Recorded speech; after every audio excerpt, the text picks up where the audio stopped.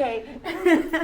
So I just wanted to introduce you guys. This is Chief Chops. This is Jessie McGruder. He's the District 35 representative for the state of Arkansas. Both of you guys are running, but Chief Chops is running up in northwest Arkansas, District 24. Yeah, Crawford Brian County. Chief Chops Intchauspe. Right. Nice to meet you, Chief. Nice to meet you. How you doing? Yeah, yeah. Anything I can do to help, please let me know. Well, you can teach me how to win a race. That's easy, very easy. And I can give you the strategy to help me win. Listen to black women. It works every single time. I have a T-shirt that says "I only trust black women." It got me elected. I mean, and honestly, I disagree with them on a lot of issues. But we had a committee. We actually had a committee and we voted on everything. And for some reason, I only had one man who would volunteer to be a part of the committee. It was always women. And so I was always outvoted no matter what I thought about the situation. Yeah. Yeah. But, well, the fact is I mean, that's the demographic in the United States that's the most correct. Honestly, did you know that the black women is the #1 highest educated demographic in the United States? I did know that. You know? Yes. And so it goes to show you that education really does a lot. It does. People, stuff like that. It's interesting that both of you guys have wives in the room, because Chief Chop's wife is in the room as a delegate. Is your wife's a delegate? My wife is a delegate, and I'm just an observer, so I'm here to support a black woman today. Okay. Yeah. Well, it's great. So how's your district? Where is that? My district is where, if you've ever heard of Memphis, Tennessee, we're right across the bridge. I cover West Memphis, Marion, Crawfordsville, Jericho, and I have just a small portion of Cross County, which is Parkin, Arkansas, which Parkin actually won me my election because when we added up all the votes from Crittenden County, I was 25 votes short, but I won Cross County overwhelmingly, and that's what got me elected. Wow. Okay. Yeah, I was stationed in Memphis when I was in the Navy, so it was a good time. It was one of my favorite places to be stationed there. It's one of my favorite places to visit too. Yeah. I love being about 15 minutes away from FedEx Forum, so I can go watch a basketball game, and I still have that country feel because I stay actually in the county in Crittenden County. You know, I like to live. I live up in the woods and stuff like that in Northwest Arkansas. I'm not a big city person personally, but like I always loved Memphis and May and all that kind of stuff that we used. No, but like I don't know, what kind of advice do you have for somebody? Because I happen to be kind of a firebrand. You know what I mean? I'm one of these people that runs off at the mouth a little bit more, but I kind of feel like the Democratic Party needs more of that today. Well, they need us to articulate where we stand on issues. We have too many people who have got elected over the years who are part of the Democratic Party who don't stand for the values of all of the Democrats. So I am one of those individuals who, if I say it, I mean it, I stand by what I say. And I will articulate how I feel about an issue. And sometimes people don't agree with me, but you know where I stand on the issue. The true advice for me, people gonna tell you gonna lose, which they told me I was gonna lose. There's no way you're gonna win in the Trump year. I paid no attention to that. Every time somebody told me I was gonna lose, I kept knocking on doors. Every time told me you can't win, I went and shook hands. So there's one thing you can do to beat me. You can out fundraise me 10-1, but you cannot outwork me. So I knocked on more doors, I shook more hands. I was campaigning 2 years ahead of time, which the biggest advice I give people nowadays is you need to work somebody else's campaign before you run for office. You get a better understanding of how it works, the dynamics of politics, where you need to go, who you need to meet, if this event is important or if this event is not important, because you have people who are trying to guide you to events that don't even matter. I was told to go to as many city council meetings as possible in all over my district, and I noticed that city council meetings don't matter because you have the same people at the city council meetings every time. Yeah. But if you go to events with their barbecues within the community, or we have a blues festival, the Soul of Blues, if I'm there shaking people's hands, not campaigning, but I have my shirt on, and I'm just shaking people's hands, hey, how are you doing? And they may ask me a question. I'm actually socializing with more voters. Right. Because me showing up and getting a microphone and speaking at an event like that doesn't matter. because hey, they're trying to enjoy themselves, and I'm interrupting them enjoying themselves. Right. But if I'm just engaging everyday people, it helps tremendously. That's kind of what I've been doing, especially with the chili sales and the fire departments and all that stuff. Yes. Is when I go there, I'm not campaigning. I'm just going there as part of the community and meeting people, talking to people. If they want to ask me questions, they can, obviously, and if they want to do any stuff. But I'm not just there to like beg for money or votes or any of that stuff. I'm actually there to eat the chili. You know what I mean? A friend of mine, my fraternity brother, told me what really matters if people feel like they can have a beer with you. Yeah. If people feel like they can have a beer with you, they'll vote for you.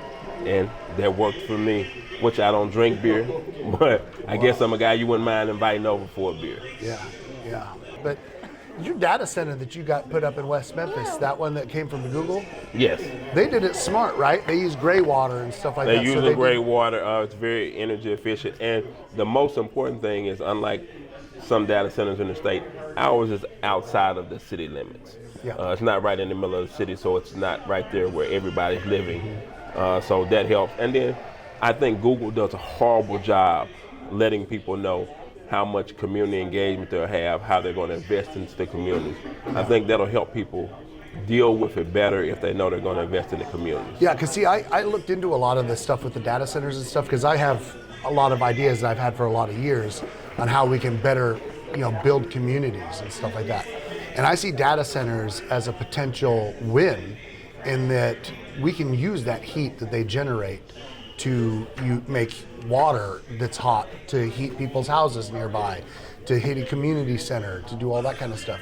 And one of the things I want to do is some of these towns that have kind of, since Amazon came about, and now we have central malls that are just empty and old people walking around, I would like to reutilize those spaces and put your public library, your public school, maybe an old folks home, all of those into one building that's heated and cooled and stuff like that from the power that the data center generates and stuff like that, heated in the wintertime.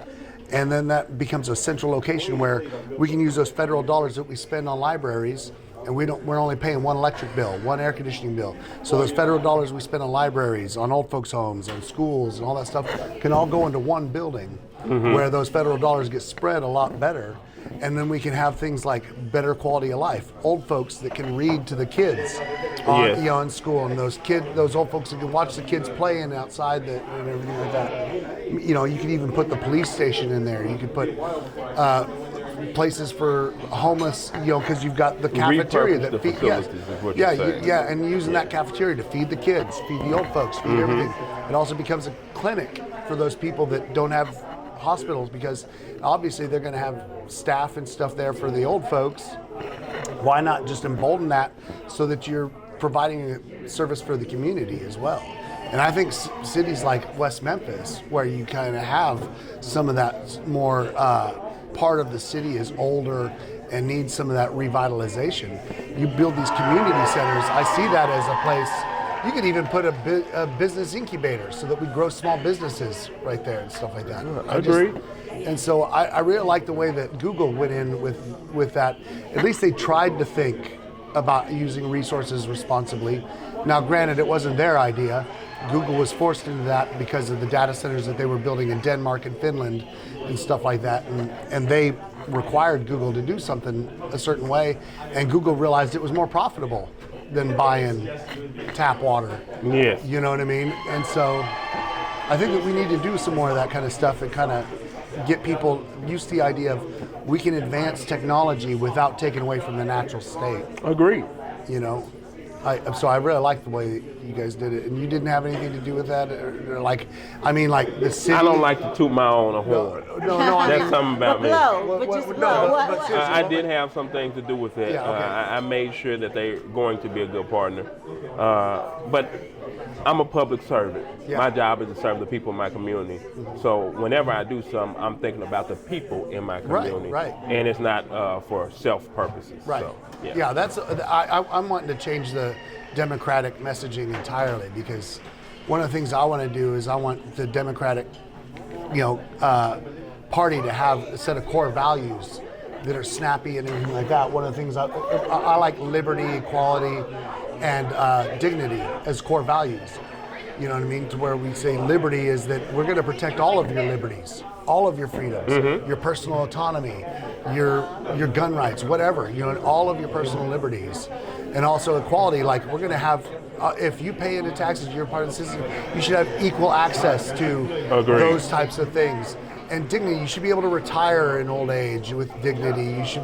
We should be treating prisoners with dignity. We should be doing, all that kind of stuff. And so I think that we need to really kind of change our messaging a little bit. Well, whether I tell people this, and I mean this, and I learned this from my parents, whether people voted against you or voted for you, when you get elected, you still serve everybody. Yeah. So that's what I try to do. I try to serve everybody within my community. I don't care how you voted. When you call me with an issue, it's my job to get that issue resolved if I can. If it's out of my realm or out of my scope, there's nothing I can do, but you will get a phone call back from Jessie McGruder. No, that's great. That's fantastic. Yeah.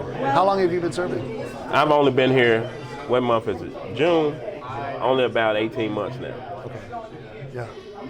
Well, I mean, hopefully I win. I'd like to be able to do so. I've got a lot of ideas, and I've got a lot of, I'm reaching that voter that's the red hat guy, and they're still voting for me, or at least they're saying they are, and so I feel like reaching that demographic is important. But I agree with you. You represent everybody. In fact, you're going to have to represent those felons that can't vote. Exactly. Because, of lifetime punishments and stuff. Well, thank you guys. I just wanted to just have a conversation. Wanted you guys to meet so that next year, When we're in the chamber together, when you're sitting in the chamber together, you can remember. Well, I'll be on the other end. Yeah. Because he's running for House. Yeah. And I'm running for Senate. You're ready for Senate? Okay. Yes. Okay. But we'll be in the same building. Okay. Yeah. Yes. All right. Well, thank you very much. You are welcome. Can I have my mic back now? Yes, you may.